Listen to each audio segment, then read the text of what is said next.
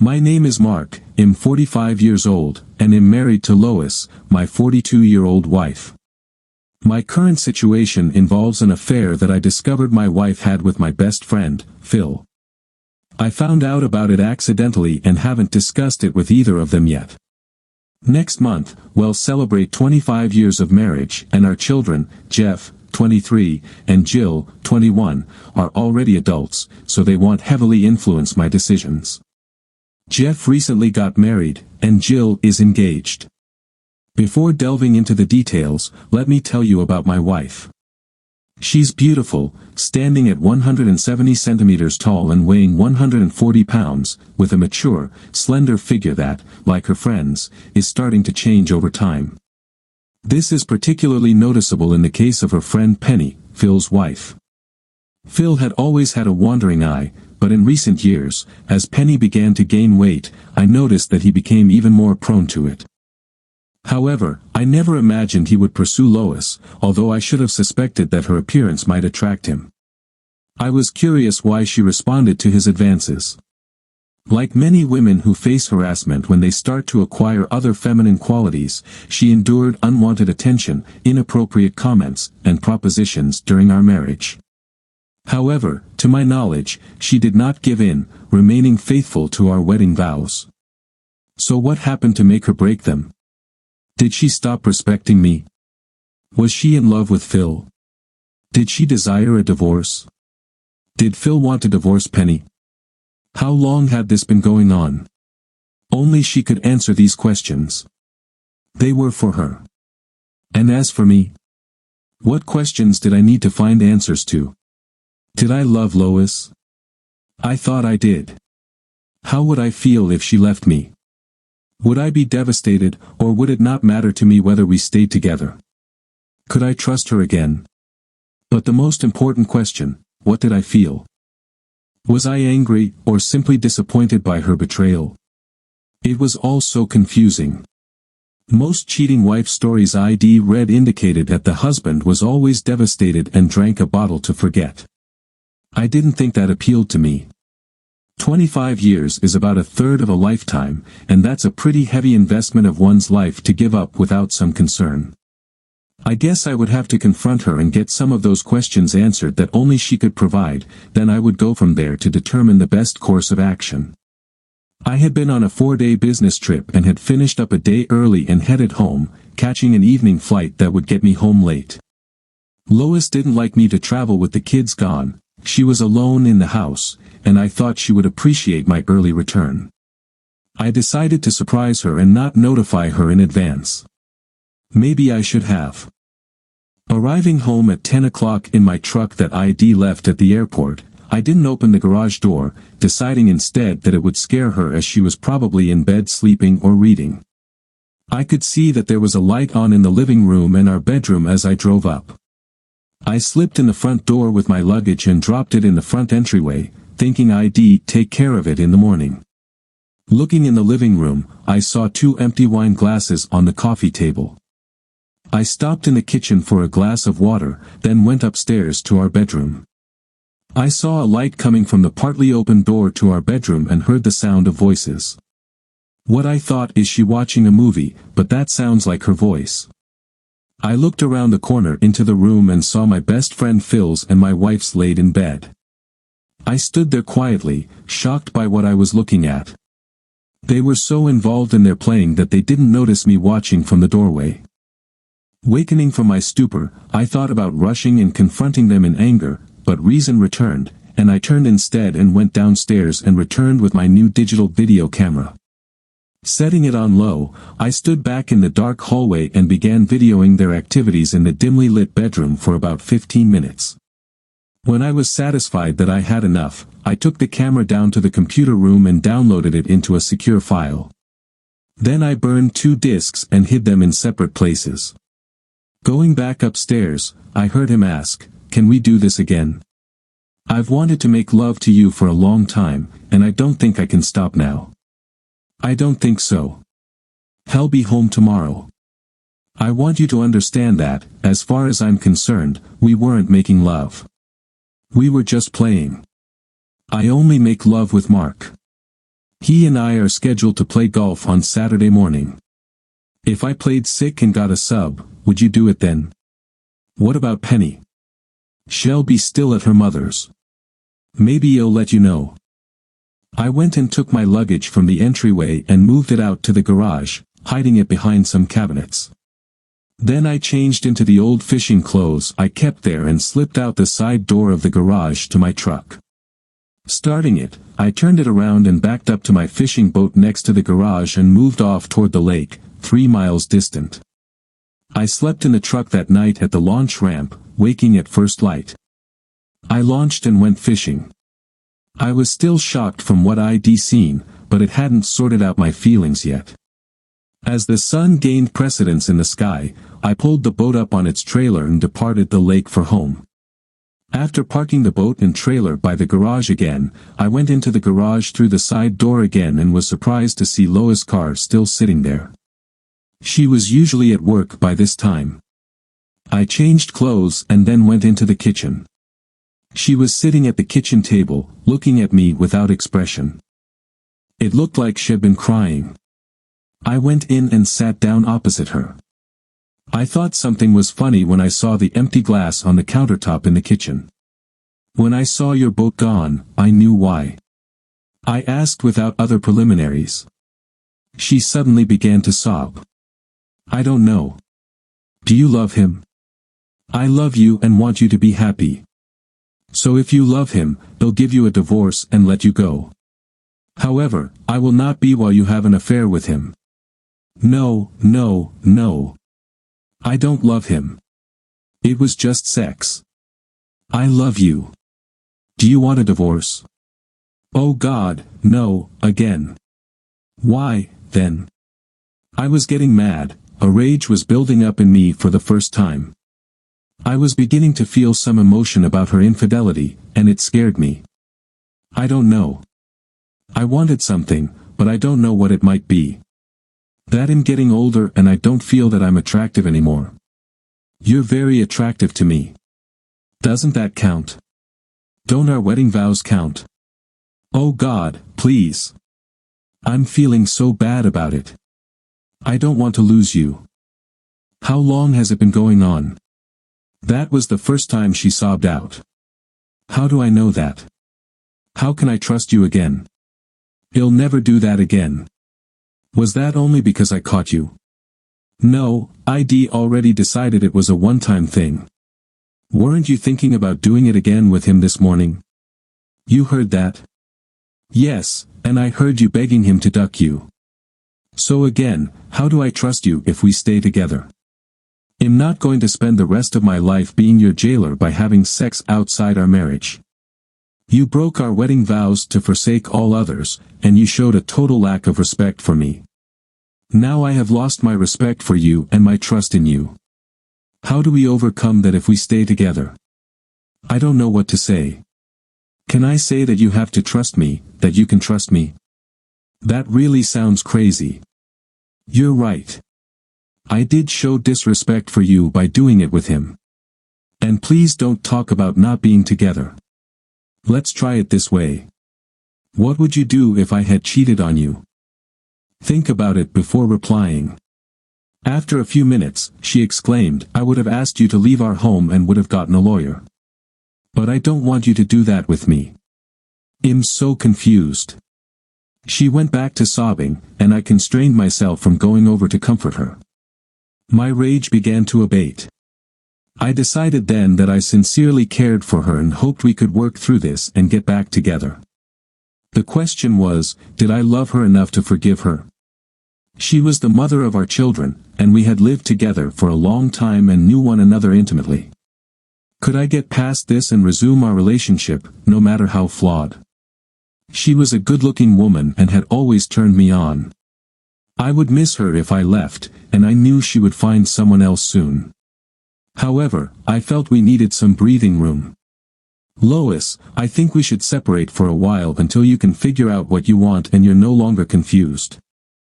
I'm going to pack a few things and go live in a motel until you make up your mind about what you want to do. Also, I think you should know that if we do get back together, I will never again sleep in the bed you cheated on me in. Oh no, Mark, don't leave. I'll get rid of the bed immediately and have a new one delivered this afternoon. I'm sorry, but I see this as a period of adjustment in our marriage. Please give it a lot of thought and call me on my cell phone when you're ready to discuss what we're going to do. You should be aware that as soon as Penny gets home, I'll be informing her about what you and Phil have done. I don't think she should be kept in the dark on this, and I don't think Phil should get away with it. He's no longer my friend, and as long as we're married, I'll never set foot in this house again. That I got up and went out to the garage and got my luggage and took it upstairs to repack. Within a few minutes, I came back downstairs and headed for the door. Please, Mark, what will I tell the kids? That's up to you, but don't place the blame for this on me. I don't think we should let this go too long. I think you should call within a week. She was still sobbing as I closed the door and headed to my truck. In about 20 minutes, I had a room at the Holiday Inn near the interstate. It was only noon, so I went into the restaurant and had lunch, then headed to my office. They were surprised to see me back early, but I buried myself in work to help forget my personal problems. I called my golf partners, except Phil, and canceled my Saturday morning date with them. Also, I told them that I probably would not be playing with them for the foreseeable future. They wanted to know why, and I just told them there were some personal problems that had to be worked out. 2 days after I moved into the motel, I received a call on my cell phone at work from my son Jeff. Dad, what's going on? Mom says you've moved out of the house, and she's almost a basket case. She hasn't been to work in the last 2 days. Did she tell you why? She says she did something wrong. Can you tell me what she did? You'll have to get that from her, Jeff. But I can tell you, if it doesn't get resolved in the next few days, your mother and I might be heading for a divorce. Oh, Dad, I hope it doesn't come to that. I'll talk to Jill and see if we can't work with you both on this. Okay, son. Bye-bye, Dad. Saturday morning, while I was having breakfast at Denny's, I received a call from my daughter Jill on my cell phone. Dad, can you meet with Mom this afternoon? She told us what she did, and we're really mad at her, but I don't think what she did is bad enough for a divorce. Jill, I agree with you and Jeff that a one-time slip is not enough for a divorce, but I want assurances that it will never happen again. I want her to tell me how she can restore my trust and respect for her. My guts are in turmoil over this. I feel betrayed and disrespected. I hear you, Dad. Well, pass on your words to her. Do you think you could talk with her today? This afternoon at 2 o'clock would be fine. Good. We won't be there. It'll just be the two of you. By the way, I think you should know she's had your whole bedroom suite replaced, the walls repainted, and new carpet installed. She's really sorry, and I don't think what she did will ever happen again. Okay, honey. Thanks for your and Jeff's help in this. We're family, Dad, and we want to stay a family. I was so proud of our kids. 2 o'clock, and I was ringing the front doorbell. You didn't have to ring, Mark, this is your home too, she told me as I entered. Lois, until this is resolved, I'm not living here. All right, I understand. Where do you want to talk? The living room will be fine, I responded. I wanted to keep this as formal as possible so it wouldn't degenerate into a crying jag for her and myself. Giving in to compassion for her, I sat down in a chair, and she sat on the sofa facing me. She looked drawn and lifeless, and I was secretly glad that she was suffering about this. Where do you want me to start? I guess you can start by telling me how you and Phil got together. Well, you were gone, and Penny was gone to visit her mother. I met Phil at the grocery store, and then he was bemoaning the fact that he was having to cook for himself or go out to restaurants, and he would love a home-cooked meal. I think back now that he was just fishing for an invitation. Anyway, I bit on his hook and invited him over for dinner. I don't like to just cook for myself, and I don't like to eat alone. It just made sense that we solve our problems together. I didn't even think about the impropriety of it at all. He and Penny are such good friends. I just thought about him as I do about my brother. Before dinner, we had cocktails, and during dinner, we had wine. We were having such a good time talking that I didn't notice that we'd almost consumed the whole bottle of wine. I think he was keeping my glass full the whole time. We sat there after dinner, he helped clean up the kitchen and the dirty dishes, and then we went into the family room. He sat next to me on the couch, and we had some more wine. I was really out of it from the alcohol. I remember he put his arm around me, and when I turned to him to tell him no, he kissed me. It was like I found myself responding. That eventually led to the bedroom, and I guess that's where you found us. I just never thought about you or our family. I am so sorry it happened, but I can't turn back the clock. I don't want to lose you. I love you and I need you with me. I have tried to analyze why I so easily succumbed to him, and maybe it was the alcohol. I don't know, but am willing to see a psychologist or marriage counselor about it if it will get you back home. I don't know whether I could handle you having a revenge affair with some other woman, but if you insisted, I'd go along with it if it would help you trust me again that I was so glad she was looking at what she'd done more analytically than emotionally. It was a good sign. Okay, based on what you've told me, this episode with Phil was just a one-time thing.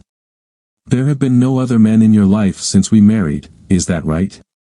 Yes, no one but you, please believe me, she sobbed. Alright, but I hope I never discover otherwise. I will move back home this evening, and we can try to re-establish our marriage. You realize that it will not be easy. I have the memory of seeing you with another man in our bed and your words burned into my brain, and it's going to take time to erase that memory. I will be staying in the spare room until I feel comfortable with you again. She looked visibly relieved as she responded, all right, I understand. I just want you back home, and we'll work this out. I moved back in that evening, and the weekend was spent in cautious attempts at reconciliation. I was pleased that she acted contrite and remorseful. Monday morning at work, I called Phil and Penny's house to see if she was back from the visit to her mother's. As I'd hoped, she was home, and Phil was at work. I wanted to meet in a public place. Penny, are you available for lunch today? I'd like to talk with you privately without our spouses around. Sure, Mark. We can meet at TGIF at noon. Is this about a surprise for them? You could say that. I'll see you at lunch at noon. I was seated in a booth in the back when Penny arrived and sat across from me. Now what's this all about, Mark? She began after we had our drinks. I started right in. While you were gone, I came home early from a business trip and found Phil and Lois in bed together. Lois and I have had a brief breakup, but now we're back together and we'll be seeing a marriage counselor. She just stared at me emotionlessly. I was surprised as I'd been prepared for some sort of outburst. Finally, she spoke. It sounded like she was forcing the words from her mouth, and I was devastated. So, Lois is the one. What do you mean, Lois is the one? I knew Phil has been cheating on me for some time, but I never knew who it was with. With your help, I'd like to start divorce proceedings against him. I was stunned. Lois had lied to me, they had been doing it more than once, and it sounded as though many times. Jumping up, I threw money on the table for the drinks and told her, I'm sorry, Penny. I've got to get back to the office and think. She told me they only did it the one time, but I'll be glad to help you with your divorce if I can. I need revenge, and I have video confirmation. Can I have a copy of that? She asked. Yes, I'll get a copy to you. When I got to my office, I sat there and thought about what I was going to do for about an hour. Then I made a decision. I needed to get away from Lois and the whole sordid situation.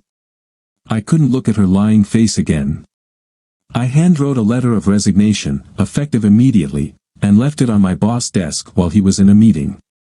Then I called and made an appointment with my lawyer for later that afternoon. Heading for the bank, I withdrew $10,000 in cash from half our savings and put the rest of my half into 5-year CDs in my name. I took half our checking account and then headed to our investment representative and split half our investments into my name only. I canceled all joint credit cards and then took out one in my name only. My lawyer, Bill Jackson, was surprised when I asked to have divorce proceedings initiated against Lois immediately, based on irreconcilable differences, and signed a power of attorney for Bill to handle the divorce and changed my will to leave my estate to our kids if I should die. I told Bill that if she balked at a divorce to let her know I had video evidence of her adultery that I could make public. Then I left his office, telling him I would notify him where I could be contacted when I got settled somewhere else. Back home, I packed only jeans, casual shirts, shoes, etc., gathered up my computer, the 2 DVDs showing Lois and Phil, unloaded them in my car, then I headed west. After leaving a note and my wedding ring for her, "Dear lying cheater, this is the last you will hear from me. You can continue your affair with Phil now as I'm leaving you in this town. Good, you'll be hearing from Bill Jackson shortly. All contacts between us will be through him in the future. Penny told me about your long-term affair with Phil." I dropped a copy of the video at Penny's place and then headed west. Lois would be home soon and find my note. I drove until 9 p.m. and then stopped for the night at a small motel in the next state. I was exhausted and fell asleep as soon as my head hit the pillow. The next morning, I got up, had breakfast, and continued driving west. When I reached Denver, I sold my truck at a small private car lot and picked up another used pickup. Then I headed south toward Mexico. 2 days later, I crossed the border at Juarez and headed down to Chihuahua. Finding a small hotel there, I checked in and then lay back to rest a few days. I took most of the cash I had with me and opened a checking account at a local bank. I knew a few words of Spanish, having done business through my old company with Mexican companies, so I was able to get by as I worked at getting more proficient in the language. After a week at the motel, I located a small furnished apartment and moved in. Checking around in a few cantinas, I found an individual who could fix me up with a fake Mexican driver's license with a fake name, Carlos Martin, and I went job hunting. A small local trucking company was looking for someone who was proficient in English to work part-time, and I thought it would be a good foot in the door until something better came along. A month after leaving home, I was settled anonymously in Mexico as a resident. One day, I bought a prepaid cell phone and called Bill Jackson to give him the phone number to contact me. "Mark, where are you? You've got to get in touch with Lois as soon as possible," Bill said. "I don't even want to talk about that. If you say one more word about her, he'll hang up. Now, what about the divorce, Mark? She refuses to agree to a divorce unless you talk to her. Unless you have proof of some other grounds besides irreconcilable differences, she can drag this out forever, and it could get very expensive. Did you tell her I had video proof of her adultery?" "Yes, and I don't think she believes you. He'll send you a copy of the DVD, and you can judge for yourself. He'll call back in a couple of weeks to see where we stand." "Okay, Mark." I packaged up a copy of the DVD and gave it to one of the company drivers making a run to Denver with $50 and asked him to mail it from there. In 2 weeks, I called back to Bill. "Bill, it's Mark. Did you get the DVD?" "Yes, and after looking at it myself, I ran a copy and sent it over to Lois' lawyer. We're signing the divorce papers next week. Where do you want to send your copies? Can you hang on to them, and they'll let you know someday?" "Okay, Mark. But your kids really want to talk with you. Tell them I'll be in touch when I feel like talking with them again." 25 years of my life were over. So life went on. A year after ID started working at the small trucking company, it had doubled in size thanks to my contacts back in the States and my business expertise, and I was working full-time. The owner of the trucking company and his wife were good friends, and I was invited over to their home for dinners and fiestas quite often. I met a few single women and had affairs with a couple of them. One, Dolores in particular, she reminded me so much of Lois that I almost cried when we were together. I would have married her, but I couldn't chance putting my fake name on legal documents like a marriage license. I think Dolores knew that I had someone else in mind because one day she commented about it, "Carlos, you have someone looking over your shoulder." What do you mean? You have someone you still love with us all the time. Whatever she did to you, I think you ought to go back to her and resolve it. You know me pretty well, don't you? Who is she? My ex-wife. What did she do?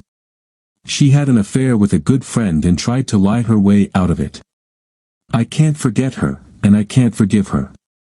You must still have some questions in your mind, otherwise, you'd let go of her. Maybe you're right. I don't know.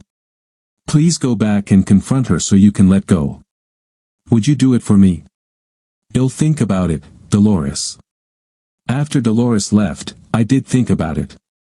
It was close to 2 years since ID left home, and I thought the dust may have settled a bit, and I could confront her without the rage I'd been in when I left.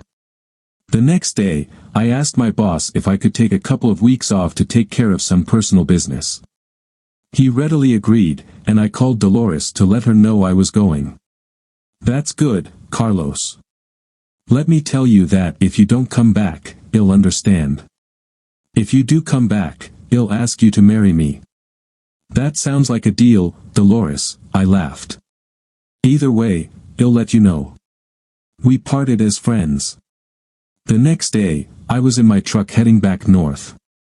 4 days later, I pulled back into my hometown and got a room in my old name at the Holiday Inn. I called my son Jeff as soon as I was settled. "Dad, where are you? Where have you been? We've searched for you a long time. I'm at the Holiday Inn out by the interstate, and I've been living out of the country. That's why we couldn't find you. Can you come for dinner? There's so much we have to talk about. I'll let Jill know, and she and her husband will want to be here too." Husband? She's married to a great guy, Dad. She's pregnant, and so is my wife. You're back in time to be a grandparent. Mom is excited too. I don't think I want to hear about your mother, Jeff. You've got to see her, Dad. I think you may have made a terrible mistake leaving 2 years ago and not letting anyone get in touch with you. A terrible mistake? I don't think so. What your mother did is unforgivable. I just came back for final closure, then am leaving again, probably for good. Dad, please go and see her. She's still in your old house. She's never seen anyone else that we know of while you were gone. We kept close tabs on her. After we hung up, I sat in the motel room and thought about what I should do, and finally making up my mind, I headed for her old house. She was standing in a front window waiting for me when I pulled into the drive. I guess Jeff or Jill must have alerted her I was back in town. When I entered the house, we didn't speak as I followed her into the living room, and we sat down facing one another. She looked really good, and I recalled why I was so attracted to her.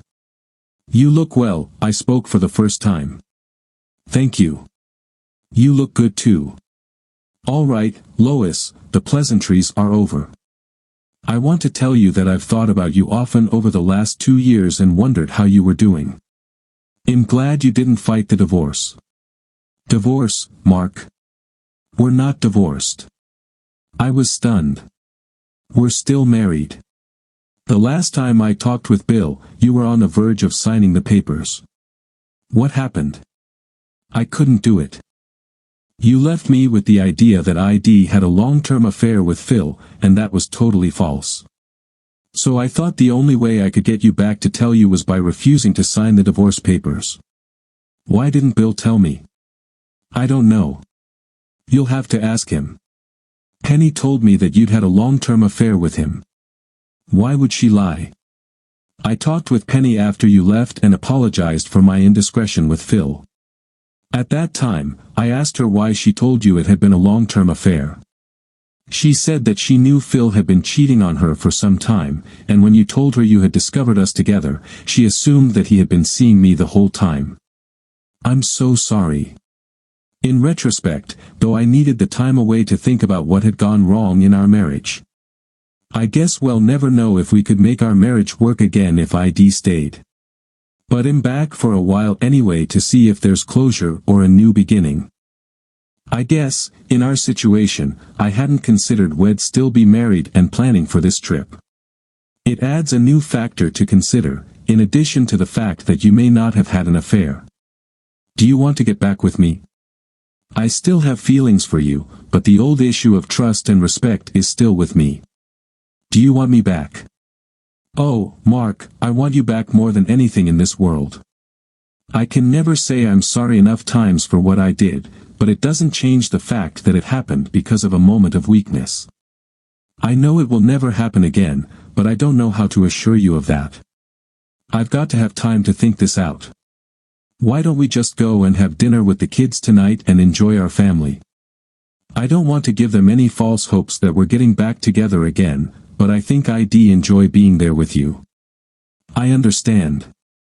Our family is growing, and I'd like to see them again. Lois looked at me teary-eyed.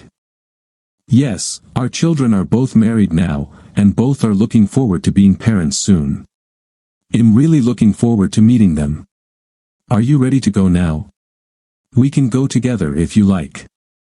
I'd like that, she smiled. Can we plan to get together here tomorrow evening about 7 o'clock and discuss our future? I'll be home that afternoon. At Jeff's, we joined our family. I realized that much had happened in the 2 years that I was gone, but I had a wonderful time meeting my children and my new son-in-law. We were a little uncomfortable at first with one another because Lois had told them what she'd done, but as the afternoon progressed, things became more comfortable again. Jeff and Jill were especially glad that we had arrived together. To them, this meant that we may be getting back together. However, I explained to them in an aside that we had only reached a temporary compromise until we could re-establish our bonds of trust and respect for one another. I also told them that I hoped that they had taken our situation to heart as far as their own marriages were concerned. They both indicated they'd had long conversations with their spouses on the matter and had all agreed that they would never break their wedding vows after seeing our problems. Later, after dinner, I took Lois back to our old home and dropped her off. She wanted me to come in, but I begged off. I was tired from traveling and didn't want to re-establish a relationship until we could have our talk the next evening. She really looked good, and I found it hard to not hold her and kiss her, but I forced myself to hold back. Before we had our talk, I wanted to talk with Penny to confirm for myself what Lois had told me, and I needed to do a lot of thinking about how we were going to assure mutual trust and respect in any future relationship. After a restless night thinking about the matter, I got up in the morning, showered, and went to breakfast. Later in the morning, I called Penny. Lois had told me that she divorced Phil, and she was living alone in their old house, so it wasn't hard to find her. She was surprised when she found out it was me on the phone. Mark, it's good to hear your voice again. I wished many times that I could tell you what a mistake I'd made about Lois the last time we talked. Lois told me, and I later confirmed it with Phil, that they'd only had that one time together.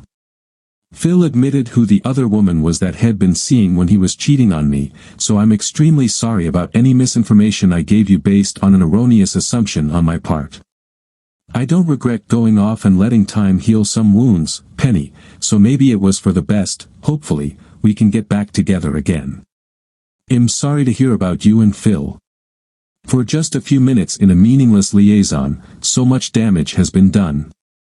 Phil had done too much cheating that I couldn't forgive him anyway. I have a new love life now, and we plan to get married next month. Phil moved to California after our divorce, and I haven't heard anything from him since. Congratulations on your upcoming marriage. Hope to see you around sometime. I accepted Penny's confirmation of what Lois had told me, as I didn't think she'd have any reason to lie. So I now knew what I needed to do when I talked with Lois that evening. At 7 that evening, I was ringing the doorbell at my old home, and Lois answered right away. Come in, Mark. I've been waiting for you. Do you want to talk in the living room? That would be fine, I said as I went into the living room and sat down. Shortly, she came in with the drinks and sat in a chair opposite me. I took a sip of my drink and spoke. Lois, I want to be back with you more than anything in this world. I love you so much that I have a hard time sitting here and not taking you into my arms. However, if we don't set some new ground rules, I don't know how we can establish a relationship again based on trust and respect. I was so happy that I could confirm with Penny what you told me about it being a one-time thing with Phil. But you told me you had done it in a moment of weakness, and I've struggled to come up with a means of assuring you will never have a moment of weakness again. I don't know how I can reassure you, Mark. I can only tell you again that it was just sex, and you'll regret it to my dying day. When I think about breaking my wedding vows to the man I love, I get sick inside. I've given this much thought since I came back, and I've come up with a way to restore my trust in you again and bring mutual respect back into our marriage. It's based on a promise from me to you. A promise? Yes, a promise. I'm going to make you a promise, and then I'm asking you to think about it for 24 hours before giving me a response. Before I do that, you will have to understand that I had a loving relationship with another woman while I was gone. However, in my defense, I thought that I was divorced from you when I was with her. She knew that I still had feelings for you, and she was the one that urged me to come back here for a final confrontation with you and to end any feelings I still had for you. She didn't want to marry me with you between us. When I told Lois about Dolores, she paled visibly and listened intently until I finished. She sounds like a fine woman. It hurts me to think about you with someone else, but I guess I deserve it. Now, I need to ask you, have you had any extramarital relationships while I've been gone? Knowing that you were still married to me, I know you are a warm, passionate woman, and it's hard to imagine you were faithful to me the whole time I was gone. Mark, I have been faithful to you. I knew you'd come back to me someday, and I wanted to be able to tell you that I've never broken our wedding vows again. I'm glad to hear that, but it must have been very hard on you, she blushed as she responded. I'll tell you sometime how I was able to cope. Then here's my promise to you that you must accept and give some thought to before we can get back together. If you ever have a sexual relationship with another person while we are still married, I will kick you. I will release the rage I felt after I caught you with Phil and when I thought you'd lied to me about it. Her eyes widened, but she didn't say anything as I continued. That is my promise to you as the consequence of any infidelity. I know I will be tried and convicted of that kick, and in this state, I may receive the penalty. That will make no difference in my promise to you. I will kick you. You can imagine the impact this will have on Jeff and Jill and their families and the legacy we leave them. This promise also extends to the time I was away when you claimed you wanted to remain married to me. It may sound like an extreme punishment, but I need you to understand the possible consequences if we get back together. I'm going to leave now, and we'll get back together here tomorrow evening at 7 o'clock, and you can give me your answer. If you respect me at all, you know I will keep that promise. She had sat there stunned as I stood. We didn't speak as I left. The next evening at 7 o'clock, I rang the doorbell again, and she promptly answered it as before. Her face was expressionless as she asked me in, and I followed her into the living room and sat down facing her.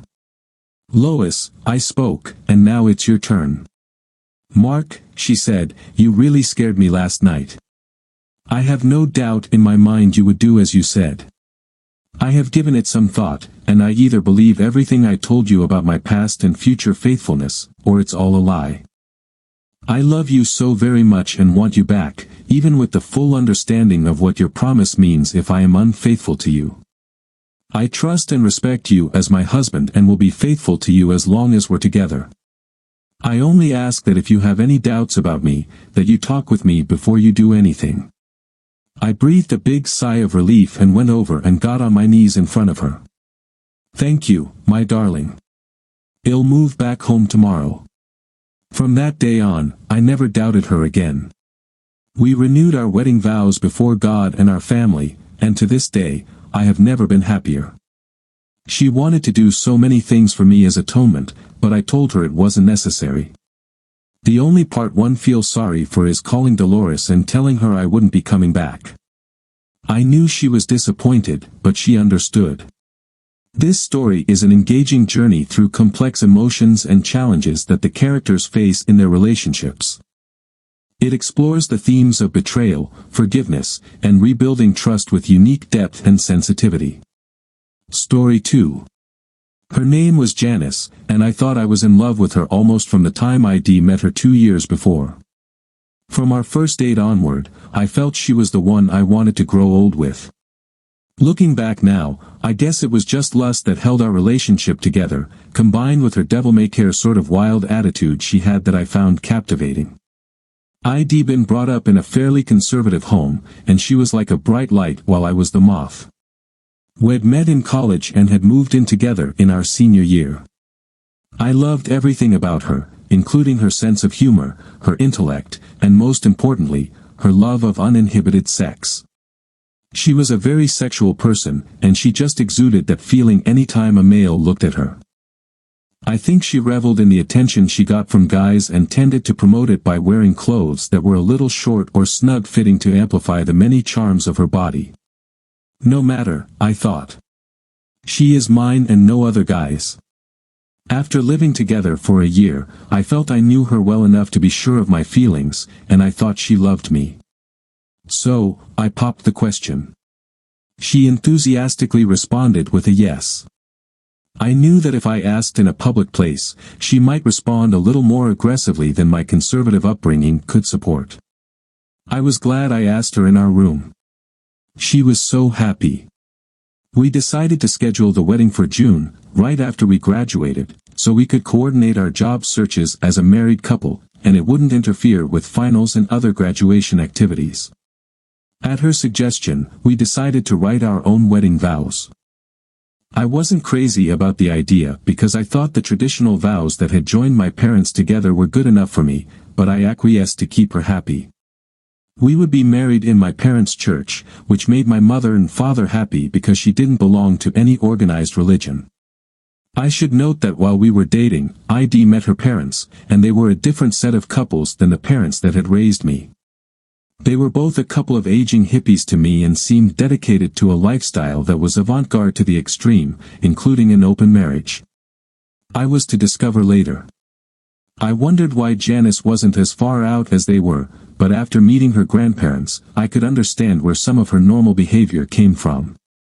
I guess they'd raised her while her parents did their thing. Anyway, we were a week away from the wedding, and Janice and her mother were rushing around doing those things a bride and her mother are supposed to be doing, and I was sitting down having a beer with her dad at his home. Actually, it was the first beer and conversation I'd ever had with her dad, and he really wasn't drinking beer, his was white wine. I'd gone over to Janice's parents' house to pick her up. She lived with me in my apartment, but her mother had picked her up to go shopping, and then she said they would be coming back here. The ladies weren't back yet, and her dad invited me in to wait for them. I thought it might be a good chance to get to know her dad, so I went in. We were definitely from opposite poles, and I struggled to find some subject of conversation that would elicit a meaningful interchange between us. He saved me by asking, "So, the big day is a week away. Are you getting nervous?" "Yes, sir, I think I am. It's a big thing in a man's life. If it gives you any consolation, so was I. But you should know that all grooms are the same way. Standing up in front of your friends, relatives, future in-laws, and her family in vowing to love one another forever can be intimidating. Her mother and I wrote our own vows, just like you two are doing. It was very romantic, and we've never regretted it." "That sounds encouraging. How many years has it been?" "Janice's mother and I have been married 24 years. It's hard to believe, but next year will be our silver anniversary." "That sounds wonderful. You must really get on well together." "We do, and I owe it all to the understanding we had the day we were married." "What was that?" "To love one another, don't keep secrets from one another, be tolerant of one another, always be there for one another, recognize her needs, and being faithful to her." That sounds simple. We expressed it in our wedding vows and have stuck to it all these years. I thought for a moment about what Head said. It was hard to reconcile their lifestyle to such a conventional approach to marriage. So, that's her secret. He'll have to remember that. It's sound advice from someone who's been there. But, say, Janice will be celebrating her birthday right after you get back from your honeymoon. How about my wife and I planning a party for her? I don't think you'll have the time. Hey, that sounds good. I appreciate your consideration. No problem. Maybe her father can make it too. Her father? What is going on? I thought he was her father. I must have looked confused because he smiled and asked, "Didn't Janice tell you? I'm not her biological father. His name is Stan Burrows, and he's a salesman for Norris Business Forms. He passes through periodically and stops to say hello. You'll like him, and I'm sure he'd like to make your acquaintance since you're marrying his daughter." "Yeah, that would be great," I responded nervously. "I'm looking forward to it." Just then, Janice and her mother came laden with bags of merchandise with the logo of the local department store emblazoned on each bag. "There, Janice," exclaimed as she dumped her load on the sofa. "That will take care of gifts for the bridesmaids and a few other things," she said as she came over to sit on my lap. We kissed tenderly, and then she asked, "What have you and Daddy been doing while you were waiting?" I was telling him what every groom should know, her father volunteered. "What did you learn?" she asked with a giggle. "Not something naughty, I hope." "I learned why your mother and father have had such a loving marriage," I answered. I wanted to ask her about her biological father but decided to wait until we were alone. "Well, I guess we need to adopt the same for our marriage. I've been talking to Mom, and since they wrote their own wedding vows, we should use theirs for our wedding." "Have you written anything yet?" "Well, I started, but I'm still working on them. I didn't mention that I was using an internet site to plagiarize them. What do you think about using their vows for us?" They worked for them. I was a little apprehensive, but I decided to go along with her for now until I could read what her father's vows were. The rules of marriage he expressed to me sounded good to me, so the vows he made at his wedding should be okay. But I wasn't ready to make a commitment yet. "Sure, get me a copy, and I'll look at them," I said. She hopped off my lap and ran into the bedroom where her mother had disappeared. In a few minutes, she was back with a piece of paper she thrust at me. "Here you are, go ahead and read them," she said. I glanced at the page and asked, "Where's yours?" "I have them, and you'll hear them at our wedding, sweetheart," she said. I grunted in annoyance but folded the paper and pocketed it to read later. "Are you ready to go?" I asked. "Yes, help me load this stuff in the car, and we can go." Later that evening at my apartment, I took the paper out of my pocket and read it. "I take you to be my wife, friend, and lover, to love and respect you in sickness and health, and in times of joy and sorrow, to be faithful to you and cherish you and grow old with you. In times of failure and trial, I promise to nurture our love and show tolerance and patience and to recognize your needs and desires through our life together. I also promise to nurture and support the children of this marriage until they leave us in their maturity." I thought, well, that isn't too bad. I can live with that. But I wondered about her needs and desires. It seems to be close to the traditional vows, so I decided to use it and told her so. She was ecstatic with my acquiescence and told me as she took me by the hand and led me into the bedroom. At the time, I couldn't understand why she was so happy. The day of our wedding, I was excited and apprehensive as the time approached for the ceremony. My best man and best friend Jeff helped me get ready and drove me to the church. I was close to being a basket case and was glad he was there for support. He and I had been friends since grade school and had always been there for one another.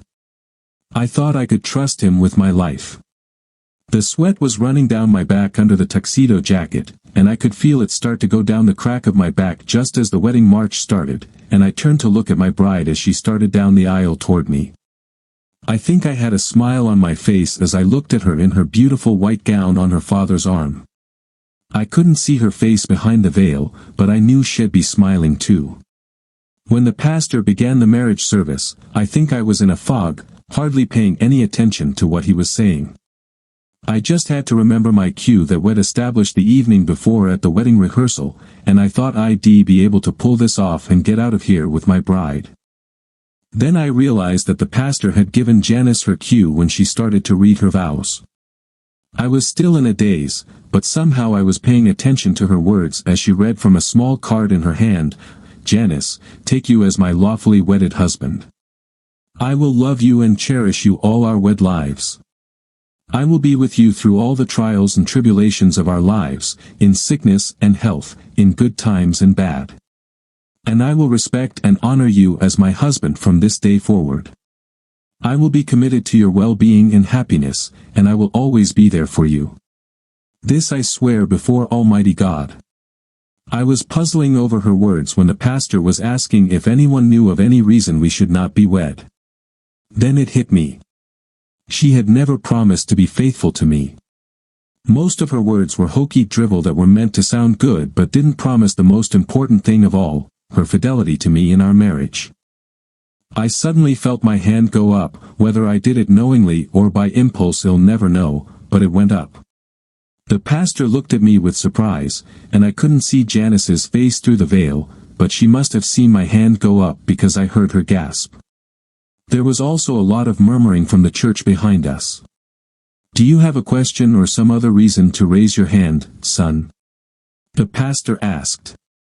"Yes, sir. I need to talk with Janice in private before we continue the ceremony, if that's all right." "Certainly. Come with me," he told us as I took Janice's hand and followed him.